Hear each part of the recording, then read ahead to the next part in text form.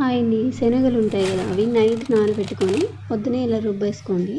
అయితే ఇందులో నేను వేసే ఇంగ్రీడియంట్స్ అన్నీ ఉప్పు అయితే జనరల్గా వేస్తాం.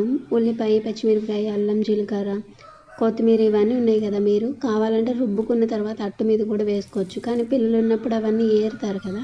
సో నేనైతే మిక్సీ పట్టుకుంటున్నాను, మీరు కావాలంటే పైన కూడా వేసుకోవచ్చు. సో ఇలా మొత్తం రుబ్బేసుకొని దీన్ని నేను ఇప్పుడు అట్లా వేసుకుంటున్నాను. పల్చగా వేసుకోవచ్చు, మందంగా వేసుకోవచ్చు. సో పల్చగా అయితే ఫస్ట్ మా పాప కోసం వేసేసాను నేను. కొంచెం గీ వేసుకుంటున్నాను పైన. సో ఇలా ఏంటంటే ఈ ఈ ధాన్యాలు అంటారు కదా, ఇవి శనగలు కానీ పెసలు కానీ ఇలాంటివి అప్పుడప్పుడు ఇలా చేసి పెడుతూ ఉంటే పిల్లలకి హెల్తీగా ఉంటుందన్నమాట. నార్మల్గా పెడితే వాళ్ళు తినరు కదా. సో ఇలా డిఫరెంట్ ఐటమ్స్ కింద ట్రై చేసి గారెలు లేకపోతే అట్లు ఇలా ఏ ఒక ఐటమ్స్లా చేస్తే దీనికి ఇదైతే ఆయిల్ ఫుడ్ కూడా కాదు, డీప్ ఫ్రై కాదు, కాబట్టి హెల్తీగా ఉంటుంది. సో వాళ్ళు కూడా మంచిగా ఎంజాయ్ చేస్తారు, హెల్తీగా కూడా ఉంటుంది. సో మీ ఇంట్లో చిన్నపిల్లలు ఉంటే ట్రై చేసి చూడండి.